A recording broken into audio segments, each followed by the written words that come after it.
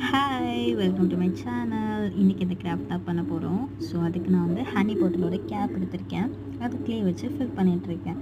இது ஃபில் பண்ணதுக்கப்புறமா இந்த ட்ரீ இதுவும் ஹேண்ட்மேட்லாம் யூஸிங் க்ளே அதை அதில் ஃபிக்ஸ் பண்ணிக்கலாம். அதுக்கப்புறம் கிராஸ் எஃபெக்ட் கொடுக்கணும்ல.